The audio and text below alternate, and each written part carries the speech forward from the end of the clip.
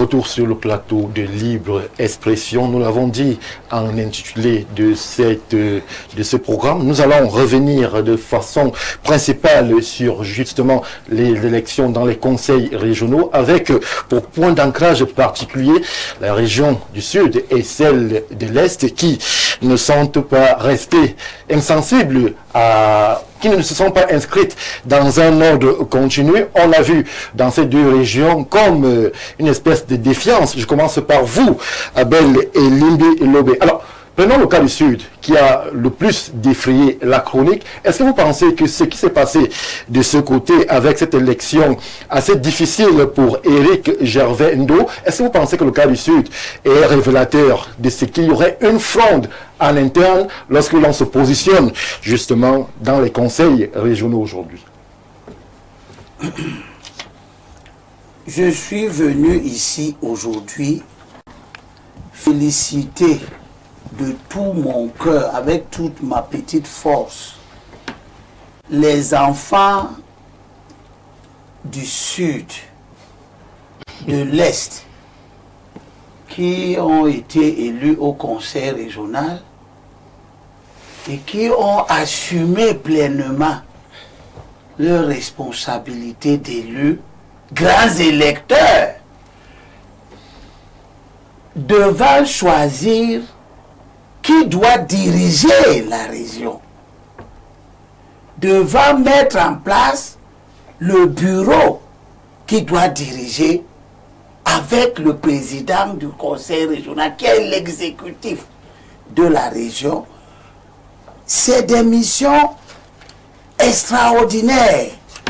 Si vous lisez les compétences transférées au conseil régional, parce que ces deux organes-là, le conseil régional et le conseil municipal, chacun ne fait pas là-dedans ce qu'il veut. Le président Biya a organisé les choses de telle sorte que ça ne soit pas une question idéologique. Je suis communiste, je suis libéral, je suis ceci, cela. Non. On a fixé avec la loi les missions. Regardez sur le plan du développement économique. On demande au conseil régional de promouvoir les petites et moyennes entreprises, d'organiser les foires et les salons, de promouvoir les activités agricoles, pastorales, piscicoles, d'appuyer les micro-projets générateurs de revenus et d'emplois, de promouvoir le tourisme. Ce n'est que l'action économique. Regardez la lourdeur de ces missions. Les élus du Sud, qui sont des enfants du Sud, qui connaissent les besoins du Sud, qui ont un amour indescriptible pour leur terroir, ils ont raison devant Dieu et devant les autres hommes d'être les seuls à savoir qui est bien pour eux. C'est dans ce sens-là que le président dit dans la Constitution, l'article 57, que le conseil régional doit refléter les différentes composantes sociologiques de la région. Oui. Pour que chacune de ces composantes-là participe pleinement. Les enfants du centre ont veillé qu'il en soit ainsi. Les enfants de l'Est ont refusé qu'on leur propose quelqu'un dans le bureau qui n'est pas un enfant de la région. Les enfants du Sud ont pesé la lourdeur des missions. Le pays est content de vous. Le pays est fier des enfants du Sud. Alors, non pas seulement parce qu'ils ont défié une mafia. Justement, j'allais vous interroger sur ce que la presse a appelé de façon assez simple et plus fermée. Est-ce que ce type de fonctionnement dans l'habitude, la coutume politique au Cameroun est nouveau? Est-ce que c'est la première fois qu'on entend parler de pli fermé lors d'une élection? Évidemment non, mais c'est la deuxième fois qu'on met en place un conseil régional. les conseils municipaux sont plus anciens. Et pourquoi cette fois-ci cela a créé problème? Parce qu'on est fatigué avec les résultats que ce type de comportement provoque. La décentralisation peine à donner les résultats à cause du facteur humain, la qualité des gens à qui on confie le destin des communautés. Vous prenez des gens, ils sont maires. Ils n'ont aucun attachement avec la terre qu'ils sont en train de gérer. Ils sont des gens qui, s'ils décèdent demain, on transporte leur corps, on l'amène à la terre des ancêtres. Vous prenez le destin des enfants de Bolova. Vous mettez ça entre les mains d'un enfant qui vient de l'Effet Nord. Parce que vous allez faire l'idéologie. C'était le cas concernant le Sud. Ici, ce n'est pas le cas spécifique concernant le Sud, c'est légion au littoral. Tout le monde me voit venir. On vous a vu venir. Voilà. Bien sûr. Parce que le législateur a parlé. La lettre et l'esprit du législateur sont clairs. Le conseil régional, comme les conseils municipaux, je dis que c'est la 15e fois que le président le dit. Lui qui est le législateur en soi dans notre pays, c'est lui qui propose ces textes-ci, doit refléter la composition sociologique, les différentes composantes sociologiques. Alors, sous peine de faire deux débats en même temps, Abel et Limbi Lobé, restons sur les cas qui vont nous intéresser, tout en permettant que vous fassiez un développement qui vous amène vers le littoral, qui semble vous intéresser de façon particulière. Pour le Sud, il y a eu pli fermé, vous l'avez dit, ce n'est pas la première fois. Il y a eu orientation. Il y a eu aussi débat houleux avec contestation du choix de la hiérarchie du RDPC. C'est pour dire que ce n'était pas la hiérarchie du RDPC de choisir. Les enfants du Sud qui sont au conseil régional, les enfants du centre qui sont au conseil régional, qui sont tous les autochtones. Il n'y a pas un seul allogène au conseil régional du centre, si je ne me trompe pas. Il y en a? Oui. Bon. Ce qui est contestable. Parce que l'article 276 du Code général des collectivités est très clair. Monsieur Mbarga, oui. Écoutez ce que dit le chef de l'État dans l'article 276. Il répète ce qu'il a déjà dit une fois. Le conseil régional doit refléter les différentes composantes sociologiques. Le président dit ça pour rien. Écoute ce qu'il ajoute maintenant dans le 276 du Code général. Qu'est-ce qu'il ajoute? Le conseil régional doit notamment assurer la représentation des populations autochtones de la région. Ça veut dire que le président dit que mettez d'abord ça entre les mains des enfants de cette terre-là et laissez-les décider. Merci Abel. D'accord? Oui. Ces enfants-là du Sud, les 90 conseillers régionaux du Sud, vous savez comment ils sont? Ils sont dans des chefs traditionnels, dépositaires de la tradition de ces régions. Puis 70 délégués des départements que les partis politiques sont censés présenter. Mais le chef de l'État, en disant ça, il oblige même les partis politiques à prendre en compte le lien quasi mystique, comme tu parlais tout à l'heure, entre l'enfant et la terre qui le met au monde. Merci. Mais c'est que je termine rapidement sur cette question. Terminé en 1 minute. Donc les enfants du Sud, en refusant que des gens assis à Yaoundé, qui ne sont pas élus, leur imposent des candidats que eux, ils vont assurer conformément à la loi parce que c'est eux qui vont élire, mais qui vont assurer aussi politiquement parce que s'ils les échouent, les gens qui les ont investis en cachette à Yaoundé ne viendront pas dire que non, c'est notre responsabilité, on avait mis Vaïleva, il n'a rien fait. Ils ne disent pas ça, ils disparaissent dans la nature. Ils diront que c'est vous, les enfants du Sud, c'est vous, vous êtes indépendants, c'est vous qui avez élu Vaïleva.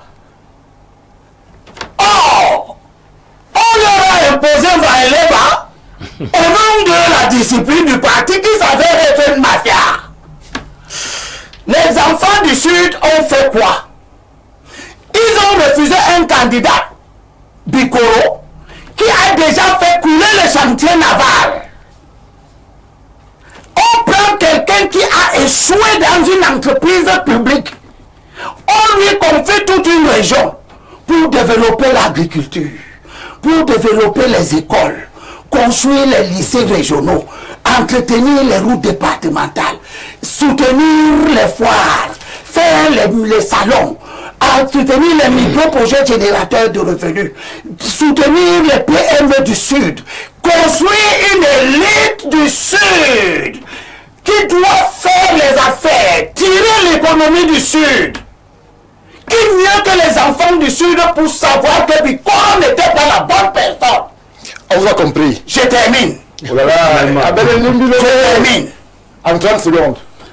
Les enfants du Sud ont donc fait évoluer la culture politique. C'est ce qu'ils viennent de faire. Ça fera école. Merci. J'aimerais prendre l'avis de Madame Zanga sur le plateau. Alors, on a l'impression que c'est à une révolution qu'on a assisté lorsque l'on met en face les cas du Sud où il y avait un mandataire du comité central qui était arrivé avec ce fameux pli fermé.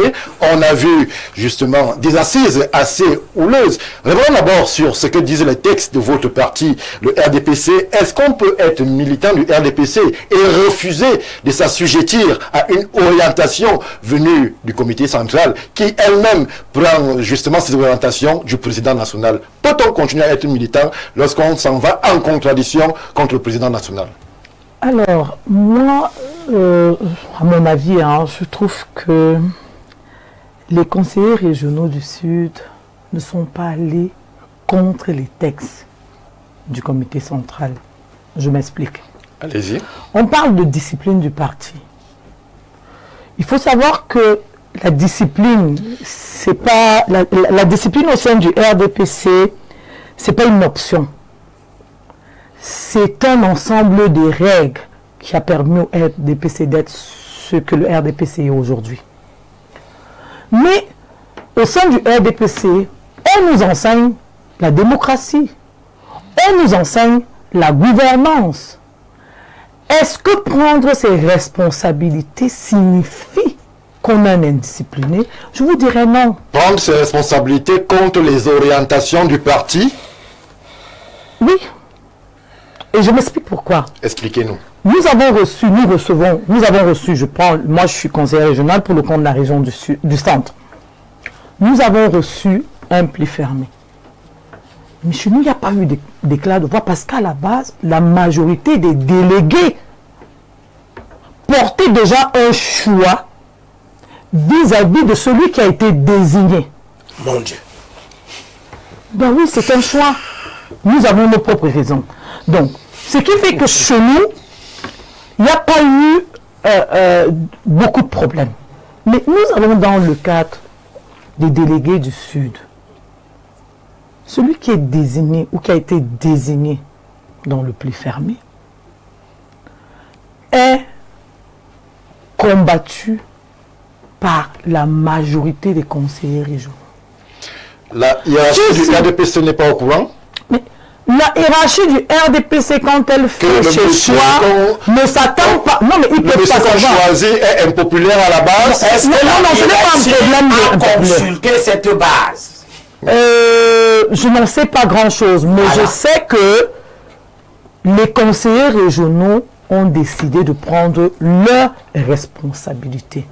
Peut-être qu'il y a un problème sur la manière, mais le délai imparti ne leur laissait pas une autre option que sur le coup de dire non.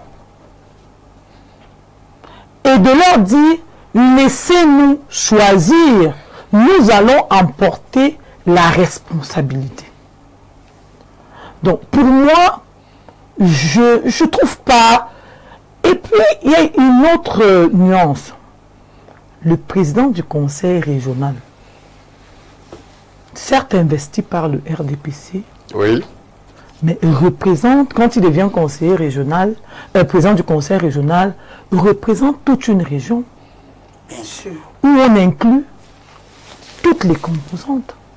Comme quoi le conseil régional n'est pas un organe du parti. Donc, et là-dessus, qu'est-ce que la loi prévoit? Parce que d'une manière ou d'une autre, il y a élection. Oui. Nous, c'est pas le plus fermé qui fait du président Timévouna président du conseil régional que nous avons choisi. C'est pas le plus fermé qui lui a donné la légitimité. C'est quoi? C'est les conseillers régionaux qui donnent la légitimité. C'est nous qui l'avons voté. Il y a eu un plus fermé, mais il y a eu une élection. Il y a eu d'autres candidats là-bas? Mais il ne pouvait pas avoir d'autres candidats parce que nous avons décidé à la base de repartir avec lui pour des raisons qui nous sont propres. Ce qui n'était pas le cas au niveau du Sud. Le plus fermé portait le nom d'un candidat. Et ses collègues disent, nous ne voulons pas de ce candidat. À quel moment ils ont été indisciplinés? Merci, chère madame. Alors, Sylvestre Niek, je me tourne vers vous parce que ce qui s'est passé du côté du sud et de l'est pourrait ressembler à un cas d'école ou alors pourrait s'assimiler à des jurisprudences et bientôt. On a, pour planter le décor, un président de région qui est en place et qui aspire à briller un autre mandat. On a justement un choix de la hiérarchie du RDPC qui estime peut-être qu'il faut changer en interne le président. On a justement des candidats qui, eux, eu égard à l'appréciation et au ressenti de la base et même des bilans faits sur le terrain, estiment qu'il faut tout changer. On a cette cacophonie donc, avec comme acteur principal un mandataire du comité central qui arrive avec un pli fermé. Est-ce qu'on peut dire à ce niveau que ce qui s'est passé au sud risque de se passer ailleurs, dans d'autres circonstances, si on se projette justement avec les législatifs et les municipales qui arrivent? Est-ce qu'il est opportun aujourd'hui pour le RDPC de continuer parfois à ignorer justement le sentiment issu de la base quant au choix des décideurs?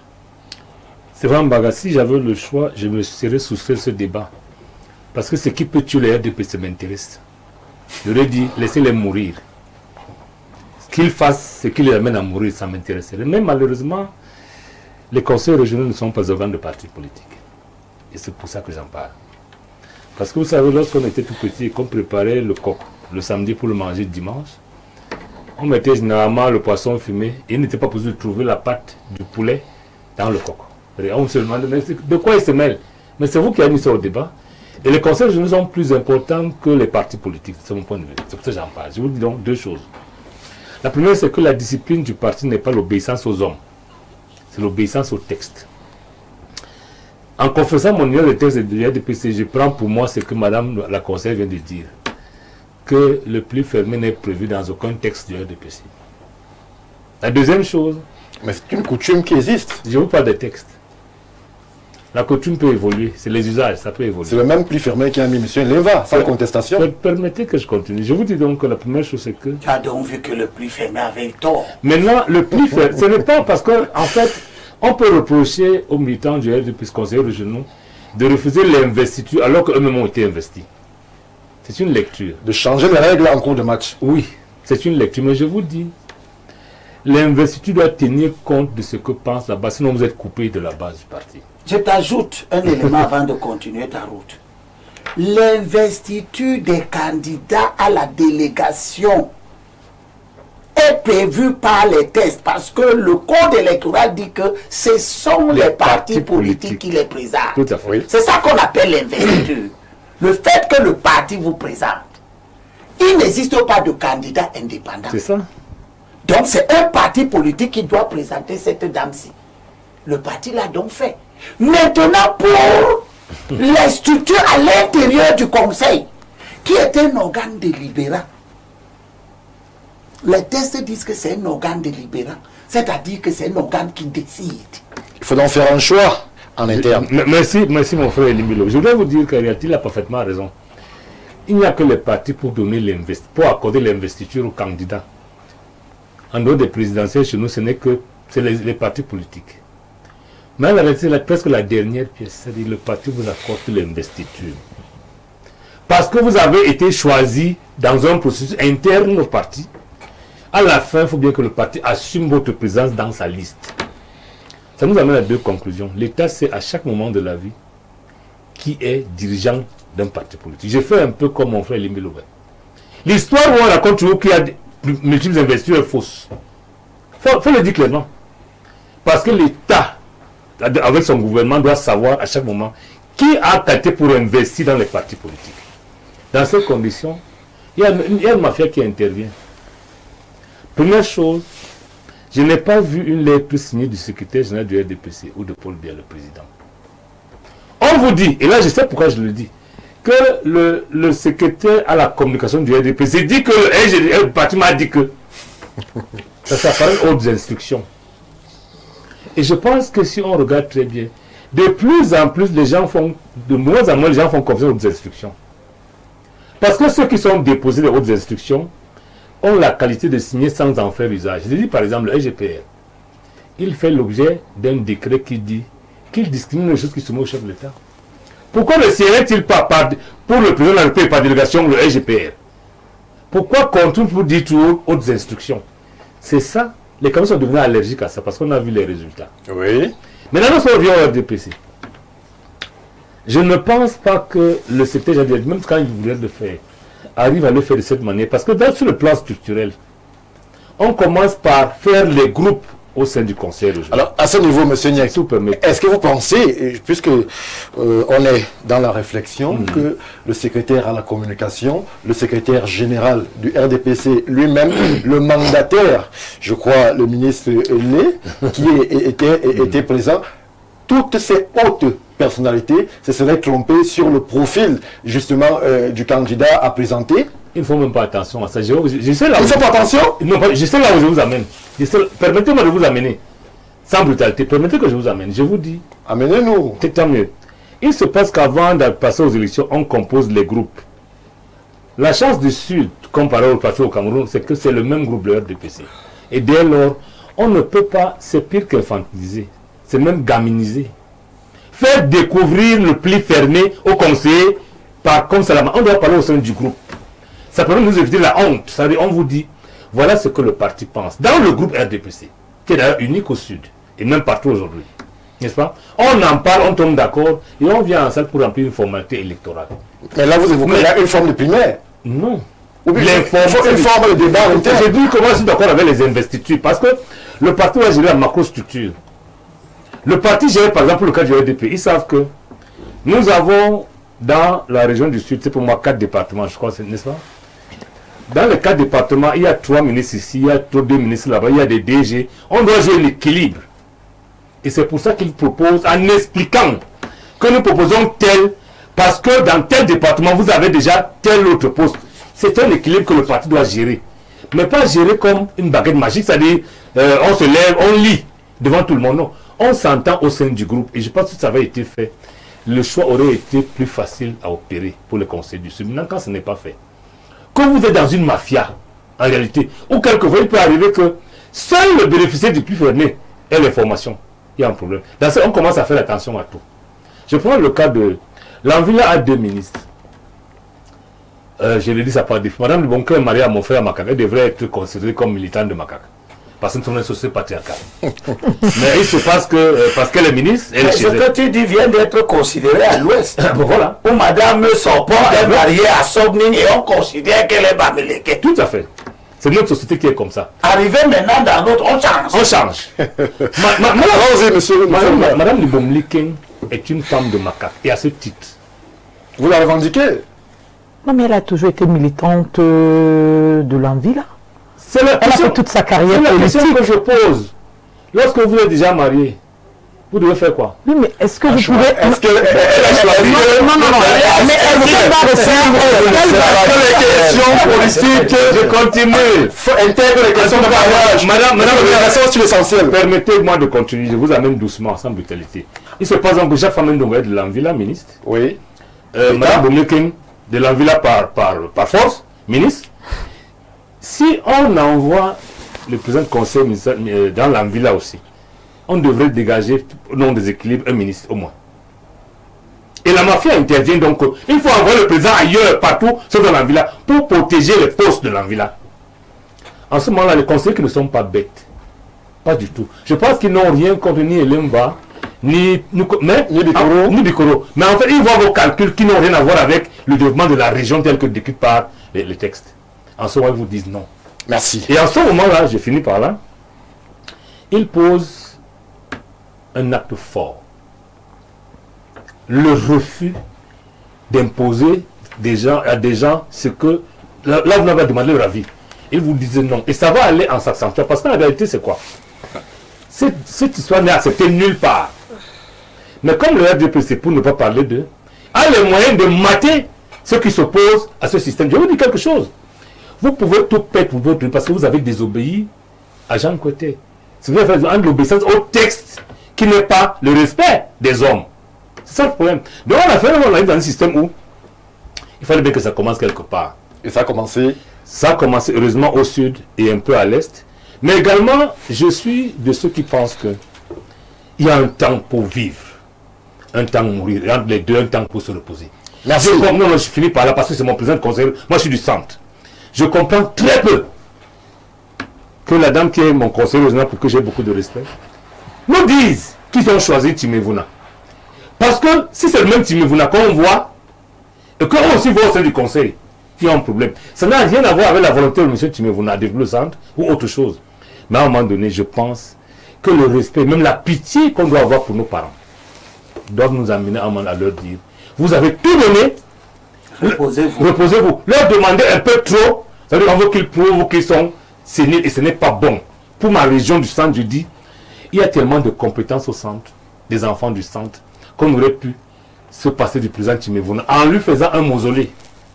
Comme monsieur le président, on vous a vu comme délégué du gouvernement, on vous a vu comme c'est pas moi quoi, vraiment il est temps d'aller vous reposer, on va vous célébrer, on viendra vous consulter. Mais imaginez, Non, monsieur le maire. que je finis par là, non, ça va se Imaginez à l'instant qu'on confie, et comme si je tiens ça de mon ami et frère Saint-Éloi, on confie le destin d'une région à un homme dont la faiblesse est déjà très visible, ça me choque un peu. Merci. Saint-Éloi Bidou, je me tourne vers vous, puisque vous avez aussi une vie dans le RDPC. Je m'en vais recueillir votre avis sur justement ce qui pourrait, si on était dans l'armée, s'apparenter à une mutinerie. Lorsque l'on sait que le président est très scrupuleux dans le respect des textes et qu'on sait que l'appareil qui commande le RDPC, c'est le comité central avec un secrétaire général au comité central du RDPC. Est-ce que c'est une forme de défiance contre le patron du RDPC que c'est à quoi on a assisté dans le Sud? Est-ce que la figure du président Paul Biya en tant que patron garant de la discipline du parti au sein du RDPC fait encore peur? Merci pour la parole donnée. Et Vraiment, vous avez peur, cette je loi? voudrais, non, au contraire, je suis dans mon élément. Vous avez en face de vous la première personne qui a défié les institutions du RDPC et qui a écopé d'une sanction lourde. Suprême d'ailleurs. Je suis le premier militant du RDPC depuis sa création qu'on a exclu. Donc, vous savez, le maréchal Tito, on l'a maintenu en vie pendant 20 ans, alors qu'il était cliniquement mort. Tout simplement parce que le fait pour les populations de savoir que le maréchal Tito est en vie, ça a sauvé la Yougoslavie pendant 20 ans. Et la discipline du passé, le RDPC a 40 ans, la discipline du parti a permis au RDPC de dicter Ça a permis au président Biya de mater les militants. Parce que le président Biya a su utiliser la ruse. Depuis 2011, où j'avais posé une candidature pour la présidence nationale du RDPC, et candidature qui m'a valu un passage au conseil de discipline, sous prétexte que j'avais osé défier le président Biya de l'ensemble des sections. Vous n'avez pas été le seul candidat à la présidence. Et il n'y a jamais... Non, c'est ça. Défier le président. Laissez ça. Et il n'est pas passé au conseil de discipline. Laissez le cinéma là. Je vous dis, je suis un acteur. Si vous êtes assis sous un pommier, tombe des pommes, sachez que vous êtes sous un pommier. Voilà. Donc, le RDPC a survécu au bout de 40 ans à cause de la discipline du parti. Du retour à la dictature, c'est-à-dire le retour aux investitures. Parce que quand le RDPC est né, la démocratie s'est exprimée. C'est comme ça que les gens comme Ekindi sont devenus présidents de la section RDPC du Vouri. Parce qu'on avait laissé jouer la démocratie. Or, le RDPC surfe sur beaucoup de choses. C'est-à-dire que le RDPC vous dit dans son article 2 des tests que le RDPC est un parti qui encourage la démocratie, la liberté d'expression, la liberté d'association, la liberté d'opinion. Et dans un autre article, on vous dit que le président national est le candidat naturel du parti On a éliminé au pouvoir. le président. Statutaire. Et dans un autre article, on vous dit que le RDPC investit les candidats. Vous voyez donc que ça devient hautement compliqué. Et comme Elimbi Lobe a voulu faire une alchimie entre les tests de base du RDPC et le Code général de la décentralisation, c'est ça qu'il fallait comprendre. Que si la révolte s'exprime aujourd'hui, C'est la fatigue. c'est parce que les tests de la République autorisent tout conseiller municipal à pouvoir être candidat. Et que les tests du RDPC disent que c'est... Alors, il y a donc un problème de droit qui se pose. Quels sont les tests qui sont supérieurs aux autres? Il me semble donc que les tests, le Code général de la décentralisation prime sur les tests du RDPC. Sur ce préalable-là, tout test interne à un parti qui est contraire à la loi doit être annulé. Et ces révoltes ont commencé à se manifester en 2011, quand je me suis porté candidat. Et souvenez-vous que quand le maire Lolo est décédé à la Lune des 6, Oui. il y a eu une élection selon la loi et le RDPC s'est amené avec un plus fermé. Que les conseillers ont refusé. Et j'avais commis un article à cette époque-là, le RDPC a l'épreuve de l'indiscipline. Parce que le maire Yoki Enana était en train de faire ce que j'avais voulu braver en 2011. Et c'est moi qui lui envoie un petit message. J'espère qu'il nous écoute. Et vous écoute. Vous avez parlé de discipline dans l'armée tout à l'heure pour dire que c'est une rébellion. Mais je vais vous dire que le courage dans l'armée, c'est désobéir à l'ordre d'un général. Et c'est ce que j'avais L'ordre conseillé. illégal surtout. L'ordre d'un général. Illégal. Fut-il légal ou illégal, c'est ça le courage dans l'armée. Et Yoki Onana a persisté. Là, nous étions devant la loi. On a tiré toutes les conséquences de la loi parce qu'elle autorise tout conseiller municipal à pouvoir se porter candidat. Et là, le préfet était désarmé. Donc il y a eu cet épisode de Yaoundé 6. Il y a eu en 2020 un autre épisode, Saint-Éloi Bidoum qui vous parle, qui malgré le plus fermé du comité central, s'est porté candidat pour le poste de super-maire de la ville de Yaoundé. Oui. Et on m'a disqualifié. On m'a disqualifié seulement pour avoir eu une velléité de candidature. Or, dans ma tête, et j'étais en train de me dire que j'accompagne le président Biya puisqu'il se serait battu pour la démocratie au sein de son parti pendant 40 ans. Et que les gens voulaient le faire reculer.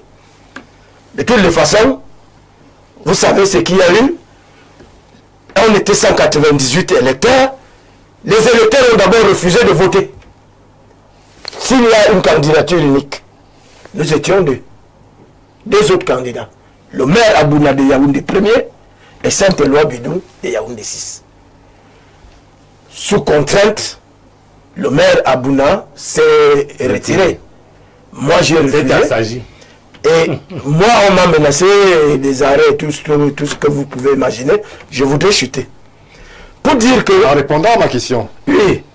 Pour dire que le maire, super maire de la ville de Yaoundé, il y a eu élection, parce que vous avez dit qu'il y a eu élection alors qu'il y avait un candidat. C'est normal, c'est prévu par les tests. Mais il faut pouvoir analyser les résultats. Il a eu 96 voix. Sur 198 électeurs. Il a eu 96 voix, 2 abstentions et 5 bulletins nuls. J'étais dans l'urne. C'est pas le cas de notre Donc président. il a été battu par le bulletin nul. Vous ne pouvez pas... Vous ne pouvez pas notre camp. Je voudrais... Il n'a pas dit. Voilà, chuter. Je voudrais chuter en disant que, de toutes les façons, si le Sud a pris les choses en main, c'est parce que les élus du Sud ont pris conscience qu'ils pouvaient sauver, ils pouvaient nous sauver de la dictature du RDPC. C'est le président Biya qui investit les députés. C'est le président Biya national qui investit les sénateurs. C'est le président du RDPC qui investit les conseillers municipaux. C'est le président Biya qui investit dans tout. Et vous comprenez que les erreurs de casting et l'intention manifeste, l'intention manifeste de toutes les façons, ça porte la signature du président national du RDPC. Pour que je sois exclu du RDPC, pour avoir osé poser la candidature, c'est le président national du RDPC qui a signé. Merci. Donc, cette marmite elle bouillonnait depuis. Et elle traduit tout simplement le dégoupillage brutal, parce que ça vient de la maison, et le président Biya n'aura que sa bouche pour dire à sa fille, Cathy me bat, de le traiter comme Brutus, et lui, Jules César. Vous savez ce qui s'est passé. Quelle prémonition funeste. Je me tourne vers vous, Timothée Somba, pour prendre votre avis. Est-ce que ce qui s'est passé durant ces élections dans les conseils régionaux, avec ces cas de défiance parfois ouverte contre la hiérarchie, voudrait dire que le RDPC en lui-même semble désormais s'opposer? Est-ce qu'en interne, on regarde encore dans la même direction? Est-ce qu'il y a encore un capitaine au sein du RDPC? Si, justement, des éminences venues du comité central peuvent être battues en brèche sur le terrain, si des orientations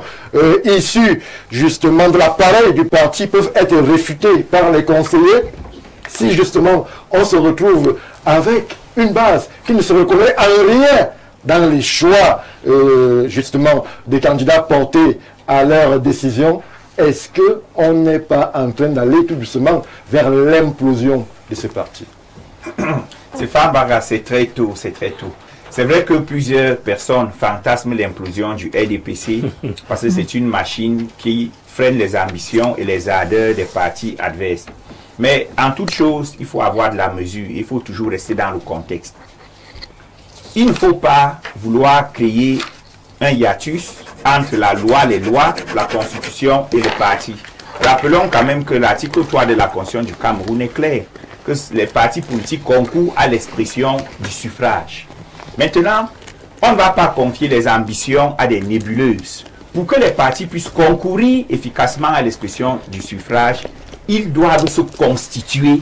Et quel est le moteur qui permet aux partis de se constituer? Quel est le lubrifiant qui permet à ce moteur de fonctionner?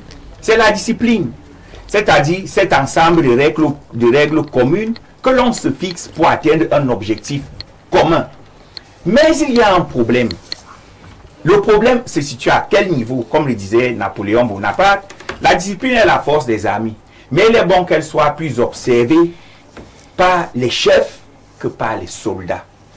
Le souci donc aujourd'hui du RDPC est que on est dans une crise de gouvernance interne qui est en réalité une crise organisationnelle. Et c'est une vieille théorie, la loi des reins et de l'oligarchie de Roberto Michel, qui dit que toute organisation finit par être prise en otage par une élite. Voilà donc le souci du RDPC aujourd'hui, qui selon moi n'a pas combattu ce fatalisme organisationnel en prenant des dispositions qui auraient évité que l'on aboutisse à des cas de défiance, non pas du parti, mais des cas de défiance des hiérarques. Parce que le pli fermé aujourd'hui qui semble poser problème, pour moi le problème n'est pas le pli fermé. Le problème c'est quels sont les critères d'érection d'une personnalité ou d'une figure au sein du parti. Alors, Timothée Somba, je voudrais qu'on soit plus précis. Nous avons, avec le Sud, un cas d'école. Comment est-ce que se définit le choix d'un responsable? Qui le définit? Sur quels critères, sur quels arguments se porte un choix? Si on prend les exemples qui ont été mis au devant de la scène. On prend Vinleva, bon, il a fait le mandat de 5 ans qu'il a pu. On prend Bikoro qui semblait être dans le pli fermé. On prend Gervendo qui était vice-président et Madame Mbaki aussi, elle était déjà là. Est-ce qu'à ce niveau, on peut s'interroger sur le choix des profils? Qui au RDPC choisit, par exemple, le président d'un conseil régional? Est-ce que c'est le secrétariat général du RDPC? Est-ce que c'est le bureau politique? Est-ce que c'est le comité central? Est-ce que ce sont les mandataires qui sont déployés sur le terrain?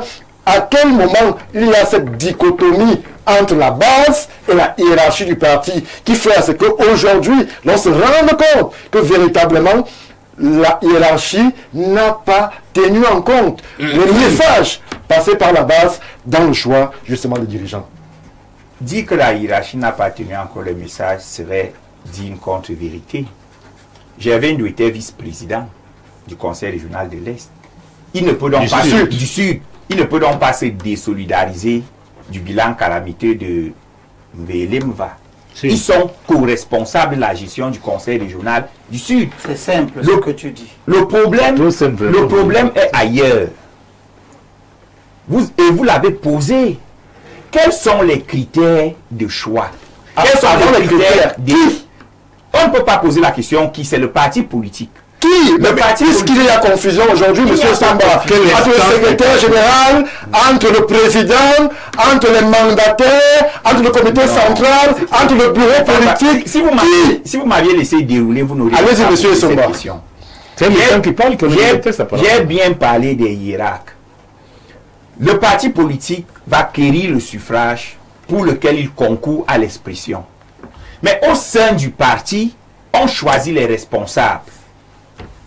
Le problème aujourd'hui, c'est quels sont les critères de choix. Parce qu'il y a une cassure entre les individus qui sont censés incarner la vision du parti et les attentes de la base. C'est un problème de gouvernance. Si Mvelemva avait bien travaillé, il n'aurait pas eu de problème pour sa reconduction. Or, le parti est pris captif. Continuer, qui juge si Mvelemva bien? Ce sont les populations.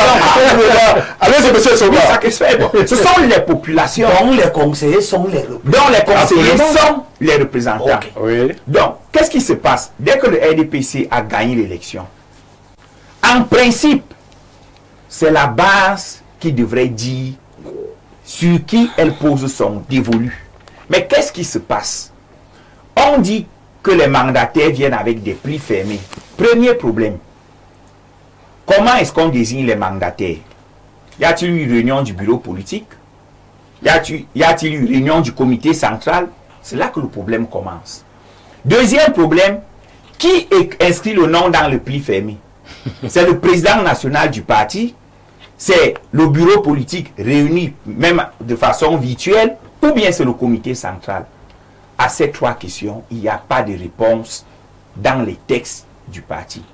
C'est donc là que le doute s'installe. Timothée Songa, ça veut dire que le président national peut mettre un nom dans un pli fermé et dans cette chaîne, on enlève un nom, on met un autre, sans que cela ne puisse faire l'objet de contestation, puisqu'il n'y a pas de texte qui régisse. Le président n'a jamais démenti une seule désignation.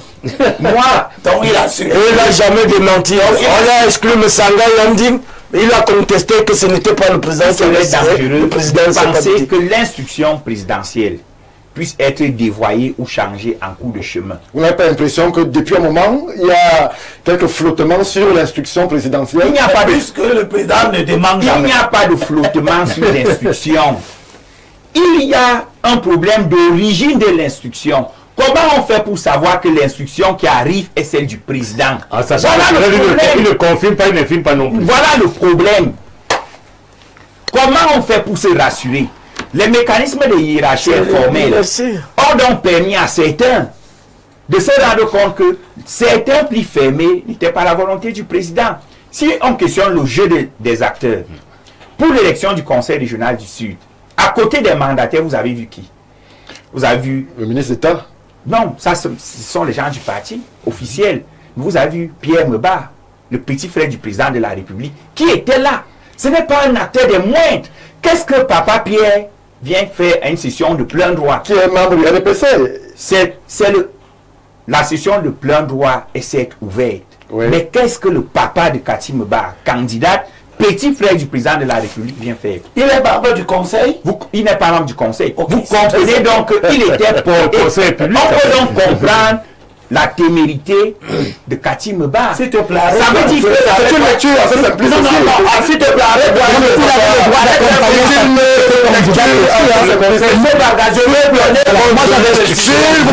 Avant qu'il ne continue, le vieux conseiller que je suis, j'ai été conseiller municipal 10 ans et c'est les mêmes règles.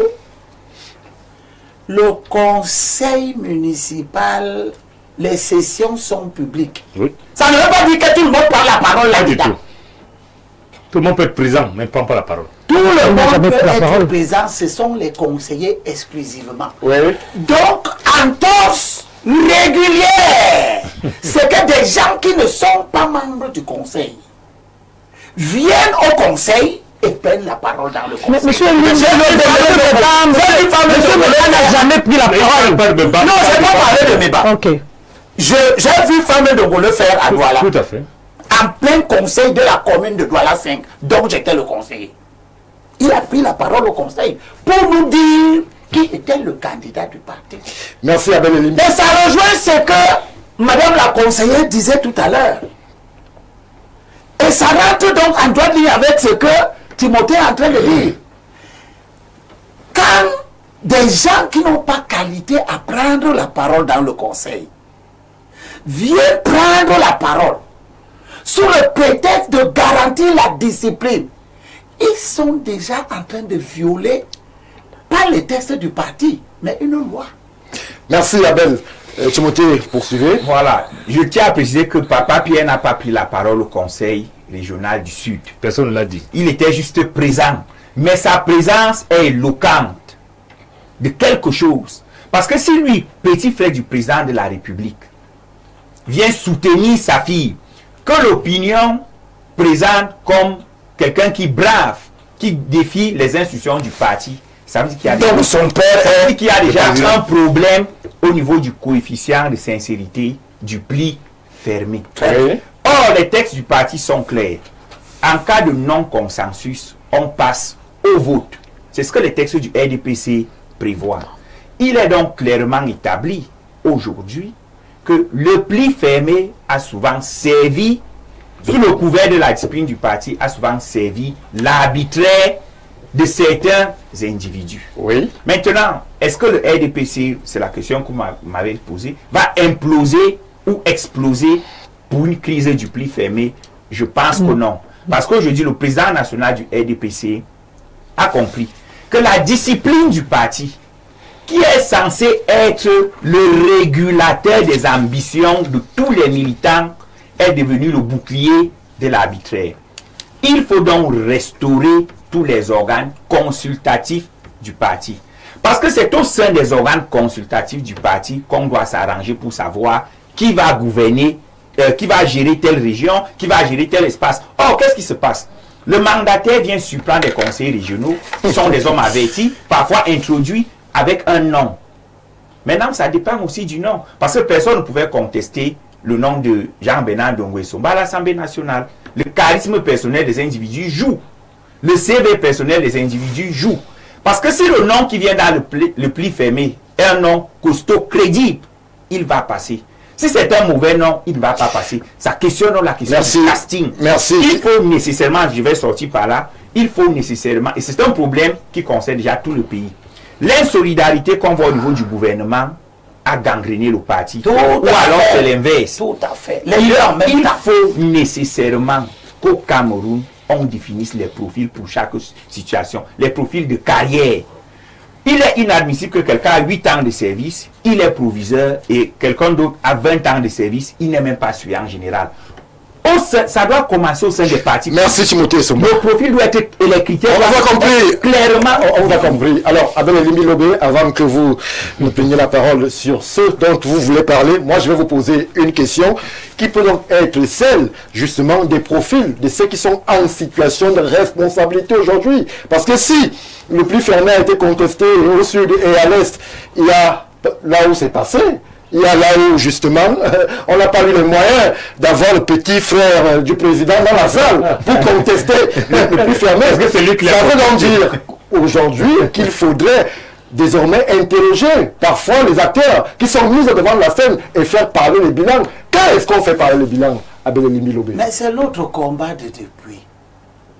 Que les gens élus à un moment donné le soient en raison du parcours élogieux qu'ils ont ou de la présomption de compétence. Ce n'est pas une question du RDPC. On retrouve le problème dans tous les partis politiques. Parce que quand Timothée parle là, on croit que si on ne fait pas attention... Sauf que le RDPC, on a installé un comme toi. Non, sauf que le RDPC est au pouvoir. C'est moi qui le dis. Oui, bon, quand ça t'engage. Moi, tu étais là-bas dedans. Non. Moi, je ne suis pas là-bas. Mais je sais que, ne vous trompez pas, j'ai été au sommet d'un parti. Oui. J'ai vu comment nous nous asseyons en réunion pour désigner le maire adjoint que nous devons présenter en session. Parce que nous avons gagné un poste de maire adjoint comme j'étais à ce moment dans le SIF. C'est moi qui ai mené la bataille pour qu'on gagne le poste de maire adjoint au conseil municipal de Douala 5. On est assis au bureau du président de ce qui correspond au RDPC à la sous-section. On appelait ça le comité exécutif. On choisit nous-mêmes, en toute liberté, en toute démocratie, un candidat. Puis le jour de la session, un conseiller se lève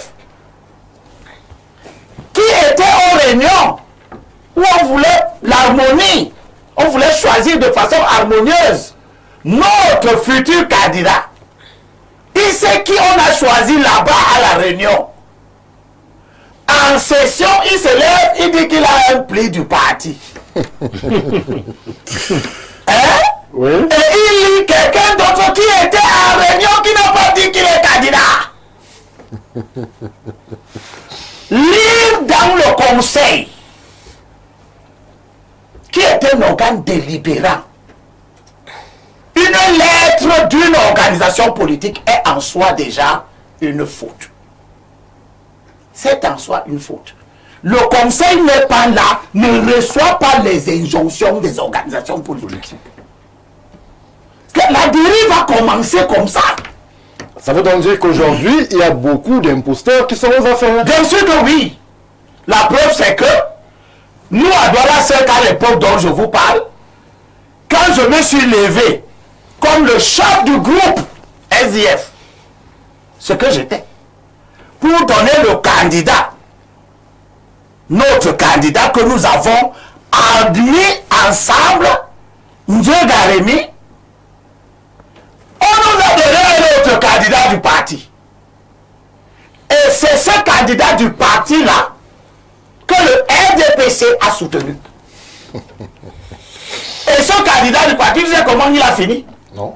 Poursuivi au tribunal pour viol des stagiaires. Il y a une passerelle entre les RDPC. Non, mais je veux dire que c'est récurrent dans les partis politiques. Laissez-moi donc dire ce que la loi nous dit. L'article... Permettant 0 secondes. L'anecdote voudrait que M. Bikoro, dont le nom est venu dans le pli fermé, n'a même pas lui-même été consulté pour la fonction. Il a dit qu'il ne savait pas que le parti allait le choisir. Ça pourrait être un discours de convenance aussi, Timothée. Peut-être. C'est pas loin de là. Article 250 du Code électoral. Les listes des candidats représentant les départements sont investis par les partis politiques. Tu as compris? Oui. Nous sommes ici à l'élection des représentants. Vous n'êtes pas encore dans le conseil. Vous voulez entrer dans le conseil. Tout à fait. Le parti vous choisit. Sa responsabilité s'arrête ici. Là. Le Code général des collectivités dit dans son article 307, section 1 de l'élection du président et du bureau régional. Le président régional élit, le conseil régional élit en son sein au cours de sa première session le président assisté d'un bureau composé d'un premier vice-président, d'un vice-président, de 2 caissiers et de 2 secrétaires. Le président du conseil régional est une personnalité en train de sortir de autochtone de la région. Je passe. L'élection du président Oui. a lieu au scrutin secret et à la majorité absolue des membres du conseil régional. Puis je passe. J'arrive maintenant pour le bureau.